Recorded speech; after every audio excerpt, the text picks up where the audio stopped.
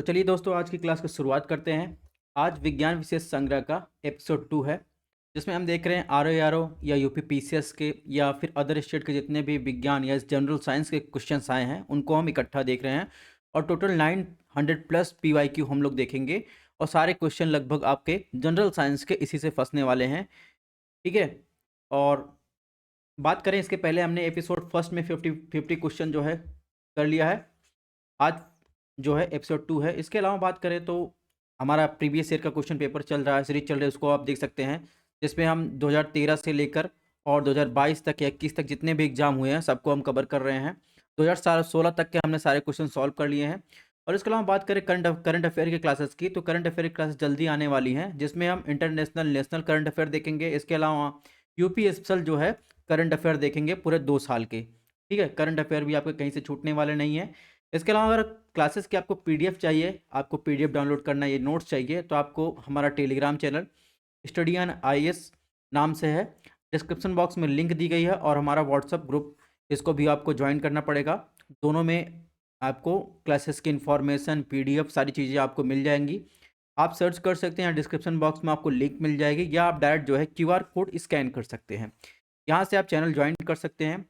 ठीक है। इसके अलावा हमारा 2 चैनल है, आप उसको सब्सक्राइब कर लीजिए, नोटिफिकेशन बेल ऑन ऑन कर लीजिए, ताकि आपको अपडेट सबसे पहले मिले। ठीक है। इसके अलावा आप इंस्टाग्राम और फेसबुक पेज भी फॉलो कर सकते हैं, आपकी मर्जी है। तो बात करते हैं क्वेश्चन नंबर 51। 50 से हमने क्वेश्चन कर लिए। जब 100 क्वेश्चन कंप्लीट हो जाएंगे तो हर 2 लेक्चर के बाद आपको कंप्लीट आंसर के साथ पीडीएफ आपको हमारे व्हाट्सएप ग्रुप पे और टेलीग्राम ग्रुप पे मिल जाएगा, और क्लासेस की अपडेट मिलेगी। तो इसलिए आप जो है, अगर आपको पीडीएफ की ज़रूरत है तो आप वहाँ से डाउनलोड कर सकते हैं। बात करें क्वेश्चन नंबर 51 में क्या पूछा है, इसमें पूछा है ध्वनि का वेग सबसे अधिक होगा वैक्यूम में, वायु में, पानी में, स्टील में। तो आपको बताना है कि ध्वनि का वेग यानी साउंड का वेग सबसे अधिक कहाँ होगा। तो ध्यान दीजिए, ध्वनि क्या है, एक मैकेनिकल वेव है, यानी यांत्रिक तरंग है। इसके लिए क्या मीडियम की आवश्यकता होती है, यानी ध्वनि के लिए क्या होती है, माध्यम की आवश्यकता होती है। ठीक है। तो आप वैक्यूम अगर रहेगा, निर्वात रहेगा, तो वहाँ कोई माध्यम है नहीं, तो ध्वनि वहाँ पर वेग तो होगा नहीं। अगर बात करें ध्वनि के वेग का क्रम, बात करें सबसे अधिक किस में होगा, तो सबसे अधिक होता है ठोस में, उसके बाद उससे कम किस में होता है, उससे कम द्रव में होता है। ठीक है। यानी यांत्रिक वेव में आप देखेंगे जो माध्यम होता है धीरे धीरे कम होता था, फिर गैस में जो है सबसे कम होता है। तो इस प्रकार देखेंगे, इसमें स्टील जो है ठोस है, तो इसमें सबसे ज़्यादा वेग होगा। क्वेश्चन नंबर 52 की बात करते हैं। धुआं होता है, धुएं में आंखों में एक शक्तिशाली जलन होती है, वो किस कारण होती है। ऑप्शन ए ओजोन गैस के कारण, ऑप्शन बी सल्फर डाइऑक्साइड का, ऑप्शन सी कार्बन डाइऑक्साइड का, ऑप्शन ऑप्शन सी है, ऑप्शन डी पूछा है पेरोक्सो एस्टिलियन एस्टाइल नाइट्रेट के कारण। तो आप इसमें देखेंगे जो आंखों को में जलन होती है, जब आप जैसे कोई धुआं है आपकी आंखों में जाता है, तो जलन किस कारण होती है, यानी उसमें कौन सी गैस पाई जाती है। तो आप देखेंगे इसमें जो ऑप्शन होगा, इसमें जो केमिकल पाया जाता है, केमिकल कंपोजिशन, वो है ऑप्शन डी, इसमें होता है पेरोक्सी एस्टाइल नाइट्रेट। इसी कारण आप जो है आंखों में जलन होती है। इसके अलावा अगर बात करें क्वेश्चन नंबर 53 की बात करें, 53 में क्वेश्चन पूछा गया a brief history of time पुस्तक किसके द्वारा लिखी गई। स्टीफन हॉकिंग, जेबी नालिलकर, टीवी रमन, एस बोस। ठीक है। तो ये क्वेश्चन जो है एक बार रिपीट हो चुका है। तो a brief history of time की बात करें तो उसे लिखा है स्टीफन हॉकिंग्स ने लिखा है। ठीक है। क्वेश्चन नंबर 54 की बात कर लेते हैं। इसमें क्या पूछा, निम्नलिखित में कौन सा सबसे समृद्ध, ठीक है, विटामिन सी का स्रोत है। यानी इन चारों में से सबसे जो है सबसे अधिक विटामिन सी किसमें पाई जाती है, नारंगी, सेब में, गाजर में, आंवला में। तो ध्यान रखिएगा, सबसे अधिक जो विटामिन सी पाया जाता है उसका स्रोत क्या है, आंवला है। ये इसके अलावा आप देखेंगे विटामिन सी के स्रोत में आप देखेंगे तो जो खट्टा नींबू होता है उसमें भी पाया जाता है। इसके अलावा सब्जियों में बात करें, ब्रोकली होती है, एक हरी गोभी होती है, उसमें पाया जाता है, आलू में पाया जाता है, और इसके अलावा आप बात करेंगे टमाटर में भी पाया जाता है। तो इस प्रकार इसमें जो है ऑप्शन डी यानी आंवला सही हो जाएगा। क्वेश्चन नंबर 55 की बात करें, इसमें पूछा निम्नलिखित में कौन सा ग्रह जीवन के अस्तित्व के लिए सबसे उपयुक्त है। तो ये रिपीट हुआ है 2018 में। ठीक है। फिर 2019 में यूपीपीएससी में पूछा है। ठीक है। और आरओ के लिए भी देखिए इंपॉर्टेंट है। तो बात करें तो निम्नलिखित में कौन सा ग्रह जीवन के लिए जो है अस्तित्व में है। इसके पहले क्वेश्चन आया था 2018 में, कौन से ग्रह पे जो है झील पाई गई है, वहां का मतलब झील का अस्तित्व पाया गया है। तो इसमें देखिए ग्रह के लिए अस्तित्व क्या है, तो मंगल, बुध, शुक्र, बृहस्पति। तो इसमें जो मंगल ग्रह है यानी मार्स जो है, मार्स पर भी एक लेक पाई गई है, यानी पानी के साक्ष्य की अस्तित्व आया है, तो वो ग्रह जो है जीवन के लिए उपयुक्त है। इसमें ऑप्शन ए मार्स हो जाएगा। क्वेश्चन नंबर 56 की बात करें, इसमें पूछा आइंस्टाइन को उनके सिद्धांतों के लिए नोबेल पुरस्कार से सम्मानित किया गया था। यानी आइंस्टाइन को किस सिद्धांत के लिए उन्हें नोबेल पुरस्कार दिया गया? सापेक्षता का सिद्धांत यानी रिलेटिविटी थ्योरी, फोटो बिजली सिद्धांत यानी फोटो इलेक्ट्रिक इफेक्ट के लिए जो है, इसके अलावा विशिष्ट ऊष्मा सिद्धांत, ब्राउनियन गति सिद्धांत। तो आपको बताना है कि आइंस्टाइन को उनके किस सिद्धांत के लिए नोबेल पुरस्कार से सम्मानित किया गया है। बात करें आइंस्टाइन को नोबेल पुरस्कार के लिए, आपको कमेंट बॉक्स में बताइए इसका आंसर। तब तक हम नोबेल पुरस्कार की बात कर लेते हैं। आइंस्टाइन को जो है 1921 में जो है नोबेल पुरस्कार दिया गया था, और वो किस लिए दिया गया था? वो उनके फोटोवोल्टिक जो है इलेक्ट्रिक जो है इफेक्ट के लिए, उनकी खोज के लिए दिया गया था। तो फोटोवोल्टिक इलेक्ट्रिक इफेक्ट की बात करें, थ्योरी की बात करें, इसमें ऑप्शन बी जो हो जाएगा सही हो जाएगा। ठीक है, क्वेश्चन नंबर 57 की बात कर लें। 57 में क्या पूछा है? इसने पूछा निम्नलिखित में कौन सा ऊर्जा स्रोत कोई वायुमंडलीय प्रदूषण पैदा नहीं करता? यानी कुल मिलाकर बस इसको ध्यान से पढ़ेंगे, इसमें कह रहा है इन चारों में से परमाणु ऊर्जा, सौर ऊर्जा, पेट्रोलियम, कोयला, इन चारों ऊर्जा स्रोतों में कौन सा ऐसा स्रोत है जिससे जो है कोई भी एटमॉस्फेरिक जो पोल्यूशन होता है वो नहीं होता? यानी सीधे सीधे ही किसकी बात कर रहा है? Renewable energy. ठीक है, रिन्यूएबल एनर्जी की बात कर रहा है। तो रिन्यूएबल एनर्जी इनमें से कौन सा स्रोत है? इसमें सीधा पूछना चाहता है कि इन चारों में से रिन्यूएबल एनर्जी का स्रोत कौन सा है? ठीक है, जिनको बार बार यूज किया जा सकता है, जो कभी समाप्त नहीं होते। तो सौर ऊर्जा जो है ये रिन्यूएबल एनर्जी का स्रोत है, इससे कोई पॉल्यूशन होता नहीं। ठीक है, ऑप्शन बी। क्वेश्चन नंबर 58 पूछा है कि भारत का लक्ष्य इस वर्ष तक भूमि यानी लैंड डिग्रेडेशन की बात कर रहा है, तटस्थता यानी लक्ष्य को प्राप्त करना है। यानी भारत का टारगेट क्या है कि जब वो लैंड डिग्रेडेशन यानी भूमि क्षरण जो हो रहा है वो लक्ष्य प्राप्त कर लेगा, उसको कमी करने में 2025, 2030, 2035, 2040। तो इसमें बताइए कौन सा टारगेट है भारत का लैंड डिग्रेडेशन को, उसकी तटस्थता को यानी न्यूट्रलिटी को जो है प्राप्त करने का?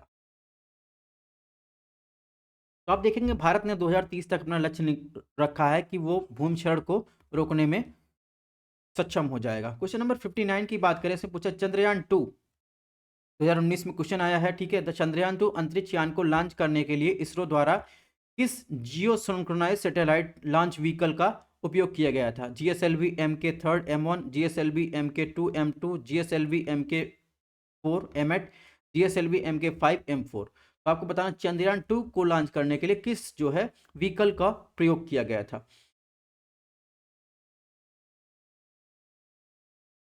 तो चंद्रयान 2 को लॉन्च करने के लिए GSLV Mk3 M1 launch vehicle का प्रयोग किया गया था। यहाँ पे देखेंगे 14 जुलाई 2023 को जो है चंद्रयान 3 जो है लॉन्च किया गया। उसके लिए कौन से व्हीकल का प्रयोग किया गया है? संभावित क्वेश्चन है, आ सकता है। LVM-3 M4 व्हीकल का उपयोग किया गया था। ठीक है, तो आपको ध्यान रखना है जी। चंद्रयान 2 तो देख लिया, क्वेश्चन आ चुका, लेकिन चंद्रयान 4 से क्वेश्चन आ सकते हैं। नेक्स्ट क्वेश्चन नंबर 60 की बात कर लेते हैं। इसमें क्या पूछा है? इसने पूछा भारत के सबसे बड़े चरखे यानी सोलर चरखा के बारे में निम्नलिखित में कौन सा कथन सत्य है? ऑप्शन एक, इसका उद्घाटन नोएडा में किया गया है। ऑप्शन दो, यह उपयुक्त प्लास्टिक कचरे से बना हुआ है। नीचे दिए कथनों का सही कोड आपको बताना है। ध्यान रखिएगा, ये क्वेश्चन जो है IAS में भी आया है, UPPCS में भी आया है। तो अगर बात करें कि सोलर जो चरखा है उसके बारे में इन कथनों को बताना है कि किसके लिए है, दोनों में से कौन कौन सा कथन सही है। तो ये बात सही है कि इसका उद्घाटन नोएडा में किया गया। सॉरी,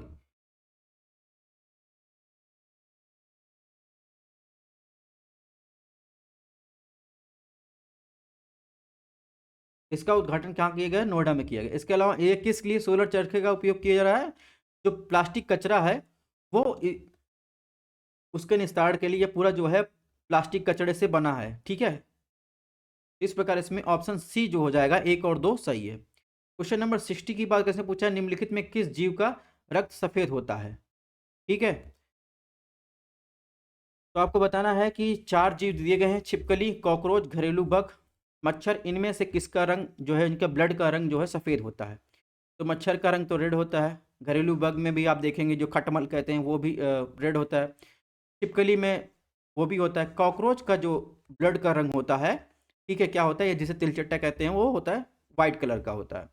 क्वेश्चन नंबर 61 की बात करें, इसमें पूछा नाइट्रोजन स्थिरीकरण करने वाले जीवाणु जड़ों की कोशिकाओं के साथ संयोजन बनाते हैं, दालें, चावल, गेहूं, गन्ना। तो आपको बताना है इन चारों फसलों में से किन की जड़ें हैं जो नाइट्रोजन स्थिरीकरण में अपनी भूमिका निभाती हैं। तो दलहन की फसलें ऐसी हैं जो नाइट्रोजन के स्थिरीकरण भूमि में जो है नाइट्रोजन स्थिरीकरण में अपनी भूमिका निभाती हैं। ठीक है, तो दलहन की फसलें, ये आपको ध्यान रखना है। दालें या दलहन की फसलें जो हैं, चाहे अरहर हो गया, मटर हो गया, कोई भी है, अगर वो फसलें बोई जाती हैं गैप कर कर, तो भूमि की उर्वरता यानी नाइट्रोजन के स्थिरीकरण में अपनी भूमिका निभाती हैं। ये चीज़ें आपको ध्यान रखनी है कि दलहन या दालें। क्वेश्चन नंबर 62 की बात करें, क्या होता है जब साबुन के बुलबुले पर कुछ चार्ज रखा जाता है। ये भी क्वेश्चन रिपीट हुआ है। ऑप्शन 1 इसकी त्रिज्या बढ़ जाती है, ऑप्शन बी इसकी त्रिज्या घट जाती है, ऑप्शन सी बुलबुला ढह जाता है, ऑप्शन डी उपरोक्त में से कोई नहीं। जब आप देखेंगे कि जब साबुन के बुलबुले पर कोई चार्ज रखा जाता है तो उसकी त्रिज्या बढ़ जाती है। ऐसा क्यों होता है? क्योंकि एक फोर्स काम करता है। जब कोई चार्ज हम रखते हैं साबुन के बुलबुले पर, इलेक्ट्रोस्टैटिक फोर्स काम करता है, इसी कारण जो है उसकी त्रिज्या क्या होती है, बढ़ जाती है। ठीक है, तो ये भी आपको ध्यान रखना है। क्वेश्चन नंबर 63 में क्या पूछा है, इसने पूछा निम्नलिखित में कौन सा जोड़ा सही सुमेलित नहीं है।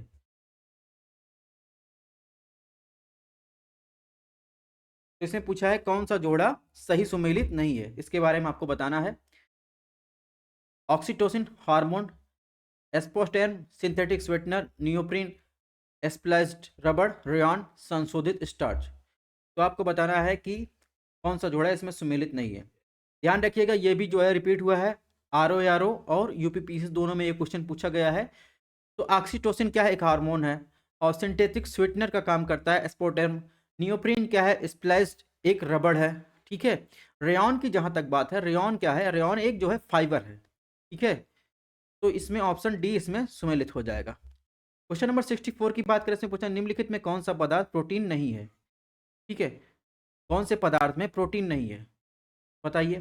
कपास, बाल, मकड़ी, रेशम और खुर। तो जहाँ तक बात करें खुर या नाखून और बाल की बात करें, इसमें एक प्रोटीन पाया जाता है जिसके कारण ये बढ़ता है, केराटिन। ठीक है, केराटिन प्रोटीन पाया जाता है। ठीक है, जबकि बात करें कपास की, तो कपास में आप देखेंगे कपास में एक अलग से प्रोटीन डाला जाता है जिसे कहते हैं गोसिन प्रोटीन कहते हैं। ठीक है, तो इसमें ऑप्शन ए सही हो जाएगा। कपास में जो है नेचुरली प्रोटीन नहीं होता है, बल्कि आप मकड़ी के रेशम में प्रोटीन होता है, बाल और खुर में भी प्रोटीन होता है। क्वेश्चन नंबर 65 की बात है, पूछा भारत में सर्वाधिक जैव विविधता वाला क्षेत्र क्या है। गंगा का मैदान, ट्रांस हिमालय, पश्चिमी घाट, मध्य भारत। तो इसके पहले आया था कि उसमें ऑप्शन दिया था कि सबसे ज़्यादा बायोडाइवर्सिटी प्रजातियाँ कहाँ निवास करती, तो हमने बताया था कोरल रीफ में। फर्स्ट लेक्चर में असली जो अजैव विविधता यहाँ पर सर्वाधिक प्रजातियाँ निवास करती हैं, हमने बताया ट्रॉपिकल रेन फॉरेस्ट रीजन में। लेकिन इसमें पूछा भारत में सर्वाधिक जैव विविधता यानी सर्वाधिक प्रजातियाँ कहाँ निवास करती हैं। आप देखेंगे वेस्टर्न घाट आप चले जाएंगे, तो वेस्टर्न घाट एक ऐसा क्षेत्र है भारत का जहाँ पर आपको बहुत सारी डाइवर्सिटी, बहुत सारी प्रजातियाँ आपको देखने को मिलेगी। ठीक है, क्वेश्चन नंबर 66 की बात करें, ये भी जो है रिपीट हुआ है।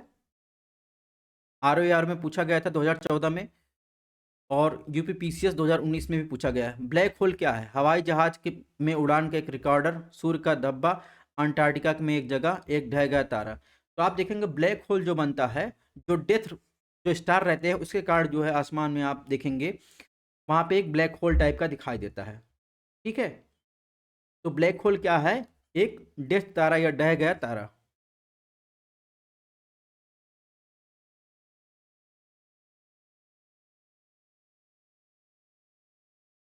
नेक्स्ट बात करते हैं क्वेश्चन नंबर 69। 67 के बाद 67 बात करते हैं। इससे पूछा है ग्लोबल 500 पुरस्कार निम्नलिखित में किस क्षेत्र की दुर्लभ उपलब्धि के लिए दिया जाता है, यानी ग्लोबल 500 पुरस्कार किस क्षेत्र में दिया जाता है। तो ध्यान रखिए, ग्लोबल 500 पुरस्कार यूनाइटेड नेशन इन्वायरमेंटल प्रोग्राम देता है और ये इन्वायरमेंट कंजर्वेशन में किए गए कार्यों के लिए देता है।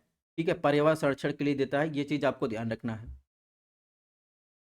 68 की बात करें, 68 स्पॉन्ज जो होता है मूलतः वायुमंडलीय उपस्थिति के कारण होता है। इसके पहले हमने बताया था कि उसमें पूछा था द्वितीय प्रदूषण कौन सा है, तो द्वितीयक प्रदूषण जो होता है वो स्मॉग होता है, जो स्मोक होता है और फॉग के मिलने से बनता है। लेकिन अब इसे पूछा स्मॉग जो है, स्मॉग क्यों बनता है, वायुमंडल में ऐसी कौन सी गैस उपस्थित रहती है जिसके कारण स्मॉग बनता है? Oxygen, ozone, ozone nitrate, oxygen nitrate, nitrate और सल्फर के ऑक्साइड। ध्यान रखिएगा, जो ऑक्साइड होते हैं उनके कारण जो है आप देखेंगे स्मॉग बनता है। ठीक है, चाहे वो नाइट्रोजन के ऑक्साइड हो, चाहे वो सल्फर के ऑक्साइड हो, उनके कारण जो है मिलकर क्या बनाते हैं, स्मॉग बनाते हैं। ठीक है, ये क्या करते हैं, सनलाइट से स्मॉग जो है, सनलाइट जो आता है पराबैंगनी, उनसे रिएक्ट करके जो है नाइट्रस के ऑक्साइड या फिर सल्फर के ऑक्साइड मिलकर क्या बनाते हैं, स्मॉग बनाते हैं। इसमें ऑप्शन डी सही हो जाएगा। क्वेश्चन नंबर 69 की बात करें, 69 पूछा है निम्नलिखित में कौन सा जो है जैविक नाइट्रोजन स्थिरीकरण से संबंधित है? एक तो इसके पहले आया कि नाइट्रोजन स्थिरीकरण में कौन सहायक होता है, तो वहां पर जो है फसलों के नाम दिए गए थे, तो आपको बताना दलहन फसलें। इसमें पूछा है कौन सा जो है जैविक नाइट्रोजन स्थिरीकरण से संबंधित है, रेड शैवाल, भूरा, हरा, नीला हरा शैवाल।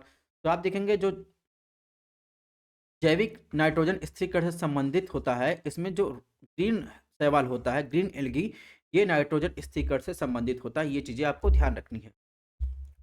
ठीक है, क्वेश्चन नंबर 70 की बात कैसे पूछा है, किस परिस्थिति तंत्र में यानी किस इकोसिस्टम में एक उष्णकटिबंधीय स्तर से दूसरे उष्णकटिबंधीय स्तर पर स्थानांतरण के दौरान ऊर्जा की मात्रा क्या होती है? यानी इसमें कुछ कुल मिलाकर पूछ रहा है, अगर किसी इकोसिस्टम में, एक इकोसिस्टम से दूसरे इकोसिस्टम में ऊर्जा का ट्रांसफर हो रहा है, आपने ऊर्जा का पिरामिड पढ़ा होगा, तो उसमें क्या होता है, जब एक ऊर्जा पिरामिड से दूसरे ऊर्जा पिरामिड में ट्रांसफर होता है, उसमें एनर्जी की मात्रा पर क्या प्रभाव पड़ता है? कुल मिलाकर क्वेश्चन यही पूछना चाह रहा है। तो एनर्जी क्या करती है, बढ़ जाती है, एनर्जी घट जाती, एनर्जी स्थिर रहती है, एनर्जी जो है क्या कहते हैं, बढ़ या घट सकती है। तो आप देखेंगे जब एक इकोसिस्टम से दूसरे इकोसिस्टम में एनर्जी का प्रवाह होता है, तो वो एनर्जी क्या करती है, घटती जाती है। ठीक है, तो एनर्जी क्या होती है, घटती जाती है। ठीक है, जब प्राइमरी प्रोड्यूसर जो होता है, अगर उसको सन से जो है 100 यूनिट एनर्जी मिल रही है, तो 90 यूनिट एनर्जी जो है वो कंज्यूम कर लेता है भोजन पकाने में और सब चीज़ों में। 10 यूनिट एनर्जी बढ़ती है, तब सेकेंड जो है सेकेंडरी कंज्यूमर होता है, वो इसको यूज करता है 10 यूनिट। अब 9 यूनिट वो यूज कर लेता है, तो लास्ट में जाकर सबसे जो सर्वाहारी होते हैं उसके पास सबसे कम एनर्जी की मात्रा बचती है। ठीक है, इसको आपने पढ़ा ही होगा। इसमें जो है ऑप्शन बी जो हो जाएगा सही हो जाएगा। क्वेश्चन नंबर 71 की बात करते हैं। इसमें पूछा है डीप कार्बन ऑब्जर्वेटरी के संदर्भ में निम्नलिखित कथनों में कौन सा कथन सही है? ऑप्शन एक, यह पृथ्वी पर कार्बन की भूमिका को उजागर करने के लिए वैश्विक अनुसंधान कार्यक्रम है। ऑप्शन दो, यह गहरे माइक्रोबियल इकोसिस्टम तंत्र का अवलोकन करता है। तो आपको बताना है कि इन दोनों में से कौन सा सही है डीप कार्बन ऑब्जर्वेटरी के संबंध में। तो डीप कार्बन ऑब्जर्वेटरी की बात करें तो ये जो है पृथ्वी पर जो कार्बन की जो भूमिका है, उसका जो है क्या है, ग्लोबल रिसर्च प्रोग्राम है। ठीक है, ये बात सही है। इसके अलावा ये क्या करता है, गहरे माइक्रोबियल जो तत्व होते हैं इकोसिस्टम का, उनका क्या करता है, अवलोकन करता है। इसमें जो है ऑप्शन एक और दो दोनों सही है। ठीक है, क्वेश्चन नंबर 72 की बात कैसे पूछा, निम्नलिखित में कौन सा एल्बिडो, एल्बिडो एल्बिडो से संबंधित है? एक शक्ति संचारित करना, शक्ति अवशोषित करना, उत्सर्जक शक्ति, परावर्तक शक्ति। तो आपको बताना इसमें एल्बिडो के बारे में पूछता है। एल्बिडो का मतलब होता है, एल्बिडो का मतलब होता है कि सूर्य द्वारा परावर्तित जो है उष्मा, यानी कितनी मात्रा जो है सूर्य की परावर्तित हो रही है, उसके बारे में बात कर रहा है। यानी ये क्या है, एक रिफ्लेक्टर या परावर्तक शक्ति है। यानी जितनी चिकनी सतह रहेगी उतना जो है एल्बिडो का मान उतना अधिक रहेगा, यानी जितना डार्कर सतह रहेगा उतना जो है एल्बिडो का मान जो है कम रहेगा, यानी उतनी सनलाइट रिफ्लेक्ट कम होगी। ठीक है, चिकनी सबसे ज़्यादा एल्बिडो किसका होता है, सबसे ज़्यादा एल्बिडो होता है जो ग्लेशियर होते हैं, उस पर जो है सबसे ज़्यादा प्रकाश का परावर्तन होता है, तो एल्बिडो की मात्रा सबसे ज़्यादा वहाँ पर ज़्यादा होती है।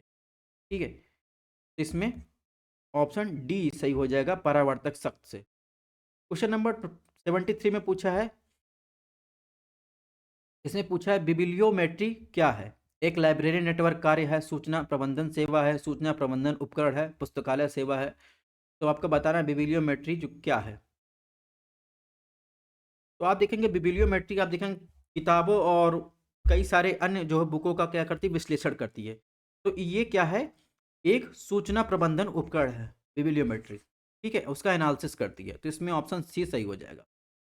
क्वेश्चन नंबर 75 देखें, 74 देखते हैं, इसमें क्या पूछा है। इससे पूछा है निम्नलिखित पदार्थों में प्रयोगशाला में उनके पहले संश्लेषण के क्रोनोलॉजी के क्रम में आपको बताना है।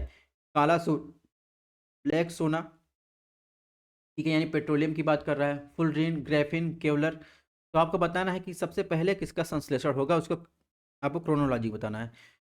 जहाँ तक केवलर की बात है, केवलर क्या है, एक अमाइन और एसिड क्लोराइड की जो संक्षेपण होता है उसके द्वारा ये बनता है। फुलरीन क्या होता है, फुलरीन आप कार्बन का एक जो है क्या है, एल्ट्रोप है, ठीक है।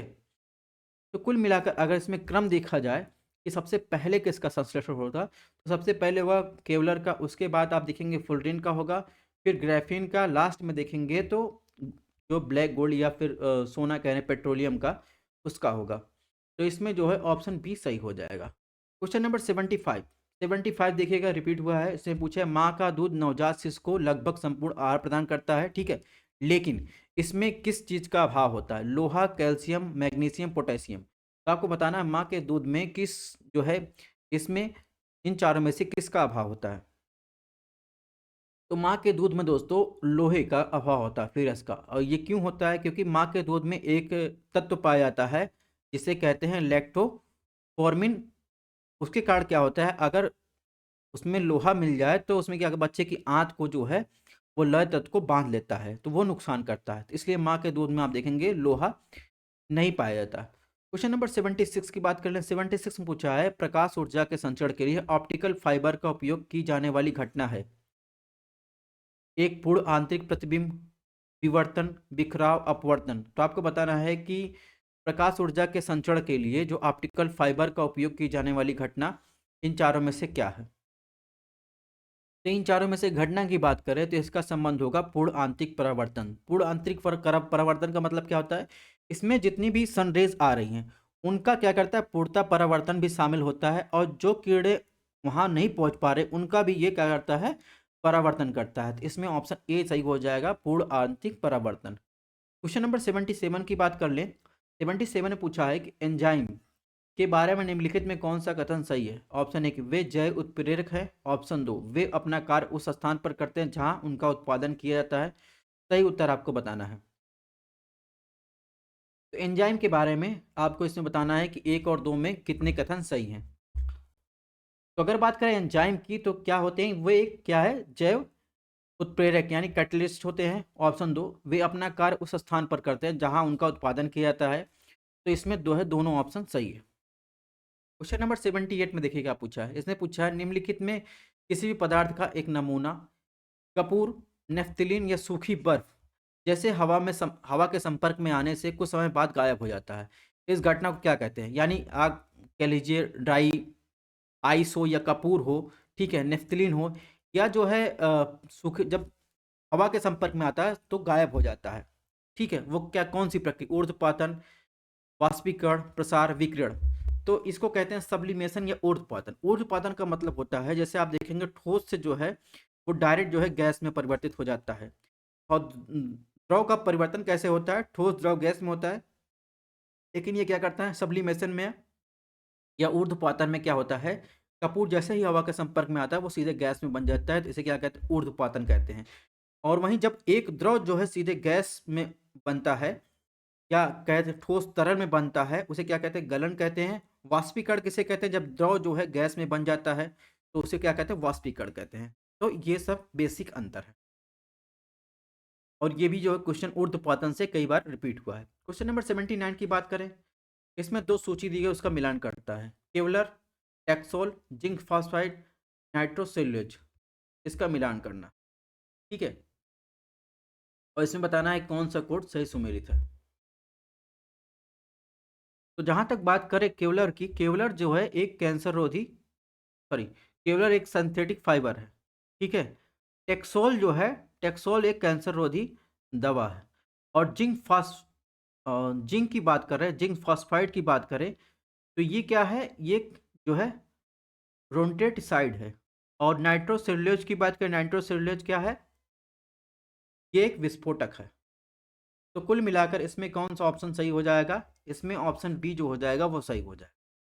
क्वेश्चन नंबर 18 पूछा, इसमें दो कथन दिए गए हैं और यानी ये कथन दिया गया, एक कार्ड दिया गया, आपको बताना है इसमें सही कोड आपको चूज करना है। कथन क्या कह रहा है? कथन कह रहा है अधिकांश विटामिन मानव शरीर में संश्लेषित नहीं होते, यानी उत्पन्न नहीं होते, और कारण बताया गया कि मानव अंग केवल आवश्यक सूक्ष्म पोषक तत्वों का संश्लेषण करते हैं।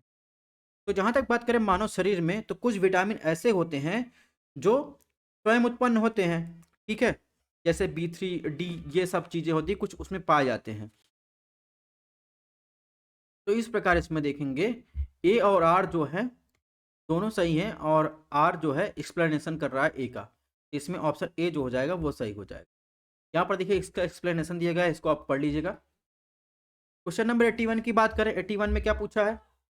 81 में पूछ रहा है कि कौन सा जोड़ा सही ढंग से नहीं मिला है, यानी कौन सा जोड़ा सही सुमेलित नहीं है। विटामिन दिया है, उसके समृद्ध स्रोत दिए गए हैं, vitamin vitamin B6, vitamin B2, vitamin E, vitamin के। तो आपको बताना है इसमें कौन सा सुमेलित नहीं है। तो जहां तक बात करें कौन सा विटामिन सुमेलित नहीं है, तो आप सबसे पहले देखिए इसमें विटामिन B6 की बात करें, B6 चावल की भूसी से मिलता है, ये बात सही है। के से क्या मिलता है? गेहूं के बीज के तेल से मिलता है, ठीक है। विटामिन के एक अल्फा अल्फा जो है घास होती है उससे मिलता है। विटामिन B2 की बात करें तो विटामिन B2 जो है अंडा मीट हो गया, ठीक है, और लीन मीट हो गया, ठीक है, कम वसा वाला ये जो चीज होता है उससे जो है मिलता है। तो इस प्रकार इसमें ऑप्शन बी विटामिन B2 इसमें सुमेलित नहीं है। क्वेश्चन नंबर 82 की बात कैसे पूछा? मानव आहार में पालिश किए हुए चावल का उपयोग से निम्नलिखित में किस बीमारी का कारण बनता है? ये भी क्वेश्चन जो है रिपीट हुआ है, ये भी आपको ध्यान रखना है। यानी पॉलिश का चावल उपयोग करने से कौन सी बीमारी होती है? बेरी बेरी, घेघा, रतौदी और कलर ब्लाइंडनेस। तो कलर ब्लाइंडनेस तो होगा नहीं, ठीक है। और जहाँ तक बात है कि जो पॉलिश चावल होता है उसका यूज करने से जो है बेरी बेरी रोग होता है। घेघा रोग आप देखेंगे आयोडीन की कमी से होता है। रतौदी जो होता है विटामिन ए की कमी से होता है, ठीक है। तो इसमें जो ऑप्शन सही होगा वो हो जाएगा ऑप्शन ए, बेरी बेरी रोग। क्वेश्चन नंबर 83 की बात करें, निम्नलिखित में कौन सा विश्व का पहला 100% जो है जैविक राज्य बन गया है? क्विंसीलैंड, ऑस्ट्रेलिया में, California, USA, Sikkim, Bharat, Quebec, Canada. तो आपको बताना है कि 100% जो है जैविक उत्पादन करने वाला राज्य कौन सा है? तो आप देखेंगे भारत में ही स्थित है। सिक्किम विश्व का पहला राज्य बन गया है जो पूरी तरह जो है जैविक उत्पादन करता है। क्वेश्चन नंबर 84 में देखिए, 84 में क्या पूछा है? इसने पूछा है पर्यावरणीय कुजनेट वक्र, ठीक है, प्रति व्यक्ति सकल घरेलू उत्पाद पर्यावरणीय हानि के बीच जो संबंध दर्शाता है, यानी जो कुजनेट वक्र है, ठीक है, कर्व है, वो किसके किसके बीच संबंध दर्शाता है? पर कैपिटा जो प्रोडक्टिविटी होती है और इन्वायरमेंटल जो हानि होती है उसके बीच संबंध दर्शाता है। वो क्रुजनेट वर्क जो है उसका आकार कैसा होता है? उल्टा यू आकार का, उल्टा वी आकार का, उल्टा एल आकार का, इनमें से कुछ नहीं। तो आप देखेंगे जो ये क्रुजनेट वक्र होता है ये उल्टा यू आकार का होता है, और ये जो है पर्यावरणीय क्षति और जो है प्रति व्यक्ति सकल घरेलू उत्पाद के यानी जीडीपी के बीच जो है संबंध दिखाता है, यानी ऑप्शन ए इसमें सही हो जाएगा। क्वेश्चन नंबर 85 में देखिए क्या पूछा है। इसमें पूछा है निम्नलिखित घटनाओं को उनके प्रारंभ क्रोनोलॉजी के क्रम में व्यवस्थित करना है, और आपको इस जो कोड दिया गया है आपको बताना है कि कौन इसमें सही है, ठीक है। सबसे पहले वन्य जीव अभयारण्य एक्ट और biodiversity act, project tiger, project elephant. तो आपको बताना है कि सही क्रोनोलॉजी क्या है। तो जहाँ तक बात करें वाइल्ड लाइफ प्रोटेक्शन एक्ट जिसे या वन्य जीव संरक्षण अधिनियम कहते हैं, वो आया था 1972 में। और बायोडायवर्सिटी कंजर्वेशन एक्ट जो आया था वो आया था 2002 में। प्रोजेक्ट टाइगर आया था 1973 में, और प्रोजेक्ट एलिफेंट आया था 1992 में। तो इस प्रकार आप देखेंगे इसकी सही क्रोनोलॉजी आप बताएंगे, सबसे पहले से लास्ट में लेके जाएंगे, 1 3 4 2 हो जाएगा। तो 1 3 4 2 देखिए कहाँ दिया है, ऑप्शन बी इसमें सही हो जाएगा, ठीक है। क्वेश्चन नंबर 86 की बात कर लेते हैं। इसमें क्या पूछा है? थर्मस फ्लास्क, यानी जो आप थर्मस बोतल इस्तेमाल करते हैं उसमें कोई तरल यानी अगर द्रव रखा है तो लंबे समय तक गर्म रहता है या ठंडा रहता है? तो इससे गर्मी में कोई हानि या वृद्धि नहीं होती। ये किस कारण होता है? संचलन के कारण, कन्वेक्शन या विकिरण के कारण? ऑप्शन ए और बी दोनों, उपरोक्त में से कोई नहीं। तो आपको बताना जो थर्मस होता है उसमें जो है ठंडा पानी ठंडा रहता है, गर्म पानी गर्म रहता है, तो वो किस कारण होता है? यानी इसमें कोई गर्मी यानी जो गर्म होता है या ठंडा होता है उसमें कोई हानि या कमी नहीं होती है, ठीक है, जैसा रहता है वैसा कुछ टाइम तक बना रहता है, वो किस कारण होता है? तो ध्यान रखिएगा वो उसमें जो संचलन होता है और संवहन और विकिरण होता है, ये दोनों कारण है जिसके कारण वो अवस्था बनी रहती है, ठीक है। क्वेश्चन नंबर 87 में आप देखिए क्या पूछा, मानव शरीर में निम्नलिखित में कौन सी ग्रंथि अंतःस्रावी ग्रंथि के साथ साथ बहिःस्रावी ग्रंथि के रूप में भी कार्य करती, आंतरिक ग्रंथि, लेक्रिमल ग्रंथि, अग्नाशय, थायराइड। तो आपको बताना है कौन सी ग्रंथि है इन चारों में से जो बहिःस्रावी ग्रंथि और अंतःस्रावी ग्रंथि दोनों का कार्य करती है। चलिए कमेंट बॉक्स में बताइए कौन सी ग्रंथि है। तो आप इसमें देखेंगे अग्नाशय एक ऐसी ग्रंथि है जो अंतःस्रावी और बहिःस्रावी ग्रंथि के रूप में कार्य करती है। क्वेश्चन नंबर 88 की बात करें, इसमें क्या पूछा है, निम्नलिखित में किस पदार्थ में कैल्शियम होता है, चीनी मिट्टी में, कोडरम में, जिप्सम में, टैल्क में। तो आपको बताना है किस में जो है कैल्शियम होता है।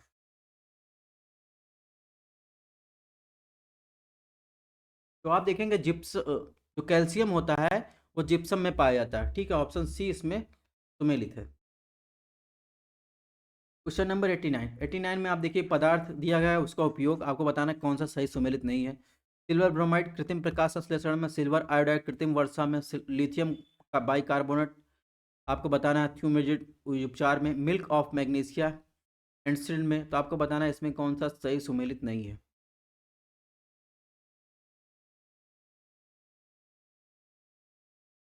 तो जहाँ तक बात है सिल्वर ब्रोमाइड की, तो कृत्रिम प्रकाश संश्लेषण में उसका उपयोग नहीं किया जाता है, बल्कि किसमें किया जाता है, फोटोग्राफिक इमल्सन के लिए इसका प्रयोग किया जाता है।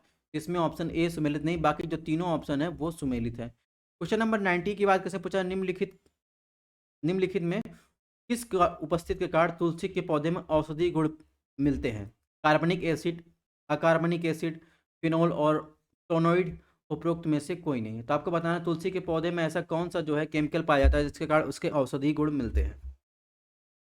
तो तुलसी के पौधे से इम्यूनिटी बढ़ती है और बहुत सारी चीज बीमारियों के लिए काम आता है। तो उसमें जो केमिकल कंपोजिशन पाया जाता है उसमें फिनोल पाया जाता है और फ्लोनोइड पाया जाता है। इसमें ऑप्शन सी जो हो जाएगा सही हो जाएगा। क्वेश्चन नंबर 91, यूट्रिफिकेशन, ठीक है, यानी संपोषण के बारे में पूछा है, के संदर्भ में कौन सा कथन सही। ऑप्शन एक, या एक जल निकाय में पोषक तत्वों का क्या करता है, पोषक तत्वों की मात्रा को बढ़ा देता है। ऑप्शन दो, या पानी में घुली हुई ऑक्सीजन को खत्म कर देता है। नीचे दिए गए कथनों में आपको बताना है कौन सा कथन सही है। तो यूट्रोफिकेशन एक होता है कि जिसमें अगर कोई पानी का स्रोत है उसमें अगर जो है कोई भी कचरा या फिर जो भी केमिकल आके मिल रहा है उसे क्या बढ़ता है, पानी में पोषक तत्वों की मात्रा को बढ़ा देता है। तो एल्गी ब्लूम का कारण बनता है, जिससे आप देखेंगे पूरी तालाब आपने देखा होगा हरा हरा पूरा एल्गी या शैवाल ऊपर जम जाता है, जिससे नीचे को जो जीव होते हैं उनके प्रकाश नहीं पहुंच पाता है और वो जो सारी एनर्जी जो होती है वो एल्गी यूज कर लेते हैं, जिससे जो है ऑक्सीजन की मात्रा खत्म हो जाती है। ठीक है, पानी में घुली हुई ऑक्सीजन की मात्रा वो सारी यूज कर लेते हैं। ठीक है, और ऑप्शन एक भी सही है। तो इस प्रकार इसमें देखेंगे ऑप्शन सी इसमें सही है। क्वेश्चन नंबर 92 की बात करें, 92 में क्या पूछा है, मानव क्रियाकलापों द्वारा संशोधित पर्यावरण कहलाता है। देखिए ये भी जो है रिपीट हुआ है क्वेश्चन। ठीक है, ये भी जो है आर ओ यूपीपीसीएस में रिपीट हुआ है और अन्य एग्जाम में भी रिपीट हुआ है कि मानव क्रियाकलापों द्वारा जो संशोधित वातावरण बनता है वो क्या कहलाता है, प्राकृतिक वातावरण, मानव जनित वातावरण, शहरी पर्यावरण, मॉडर्न वातावरण। तो आप देखेंगे मानव जनित क्रियाकलापों द्वारा जो संशोधित यानी मॉडिफाई जो इन्वायरमेंट बनता है उसे क्या कहते हैं, मानव जनित वातावरण कहते हैं। इसमें ऑप्शन बी सही हो जाएगा। ठीक है, क्वेश्चन नंबर 93 की बात कैसे पूछा, निम्नलिखित में कौन सा वायु प्रदूषण के सूचक के लिए प्रसिद्ध उदाहरण है। तो आपको बताना है कि वायु प्रदूषण का जो इंडिकेशन होता है लाइकेन, मिथाइल मरकरी, गुलाब का पौधा, सूरजमुखी। तो अगर आप इन चारों में से आपको बताना है किसके विलुप्त होने के कारण, यानी जो अगर कहीं आप देखेंगे लाइकेन मौजूद है, तो अगर लाइकेन आपको दिख रहा है तो इसका मतलब पर्यावरण जो है सही है। अगर लाइकेन जो धीरे धीरे नष्ट हो रहा है तो वहां पर पर्यावरण प्रदूषण की मात्रा बढ़ रही है, यानी ऑप्शन ए इसमें हो जाएगा, लाइकेन हो जाएगा। क्वेश्चन नंबर 94 की बात करें, इसमें बताना है आपको निम्नलिखित में कौन सा कथन सही है। आप देखेंगे ऑप्शन ए समुद्री जल,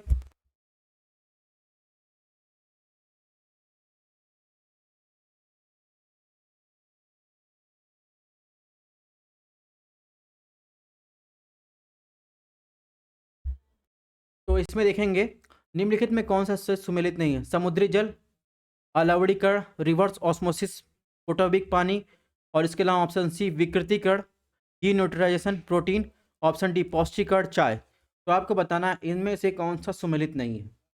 ठीक है, तो इसमें देखेंगे कि समुद्री जल लवणीकरण से संबंधित है, रिवर्स ऑस्मोसिस जो है प्रोटोबिक पानी से, न्यूट्रिशन प्रोटीन संबंधित। जहाँ तक पौष्टिकरण की बात है उसका संबंध चाय से नहीं है, उसका संबंध दूध से। दूध को गर्म करके उसको जो है पैकेजिंग करना क्या कहा जाता है, पौष्टिकरण कहलाता है। ठीक है, ऑप्शन डी इसमें सही हो जाएगा। क्वेश्चन नंबर 95 की बात करें, 95 में क्या पूछा है, निम्नलिखित में कौन सा एक शकनाशी यानी हर्बियस उदाहरण है, sodium chlorate, potassium permanganate, bleaching powder, D उपरोक्त में से कोई नहीं। तो आपको इसमें बताना है कि निम्नलिखित में कौन सा एक जो है शकनाशी का उदाहरण है, यानी किसके डालने से जो है हर्बियस जो है उसका नाश होता है।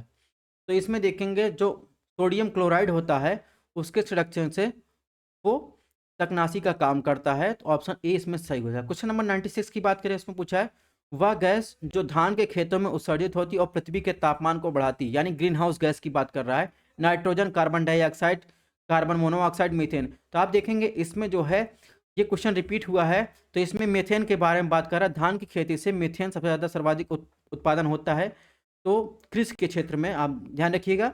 तो इसमें मीथेन जो है वो वायुमंडल के तापमान को बढ़ाता है। ठीक है, क्वेश्चन नंबर 97 में देखिए, इसमें पूछा है अंतर्राष्ट्रीय सौर गठबंधन का सचिवालय वर्तमान में निम्नलिखित में किस स्थान पर है, पेरिस में, ठीक है, नई दिल्ली में, गुरुग्राम में, न्यूयॉर्क में। तो आपको बताना है कि अंतर्राष्ट्रीय सौर गठबंधन का मुख्यालय कहाँ पर है, ये क्वेश्चन भी रिपीट हुआ है।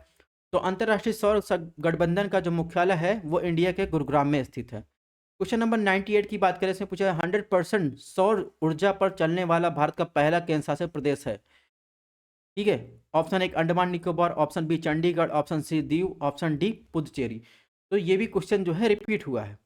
तो देखिए 100% जो है सन एनर्जी पर चलने वाला भारत का पहला यूटी आपको बताया जाए, तो यूटी में ध्यान रखना है, दमन दीव में दीव जो है वो 100% यूटी पर चलने वाला। आपको बताया, आपसे पूछा सबसे बड़ा सोलर पार्क कहाँ लगाया गया है, सबसे बड़ा सोलर पार्क भारत तमिलनाडु राज्य में लगाया गया है, ये भी आपको ध्यान रखना है। क्वेश्चन नंबर 99 की बात कैसे पूछा है, केंद्र सरकार द्वारा किस वर्ष में राष्ट्रीय स्वच्छ ऊर्जा वायु कार्यक्रम शुरू किया गया, 2018, 2017, 2020, 2019। तो आपको बताना है केंद्र सरकार द्वारा किस वर्ष में राष्ट्रीय स्वच्छ वायु ऊर्जा कार्यक्रम शुरू किया गया था। तो आप देखेंगे कि राष्ट्रीय स्वच्छ वायु ऊर्जा कार्यक्रम आप देखेंगे वो शुरू किया गया था 2019 में, जो है केंद्र सरकार ने राष्ट्रीय स्वच्छ वायु कार्यक्रम शुरू किया गया वायु की गुणवत्ता को मापने के लिए। ठीक है, लास्ट क्वेश्चन, क्वेश्चन नंबर 100 की बात करें, और ये क्वेश्चन इतनी बार रिपीट हुआ है कि एसडीआई की गणना के लिए निम्नलिखित में किस संकेतक का उपयोग नहीं किया जाता।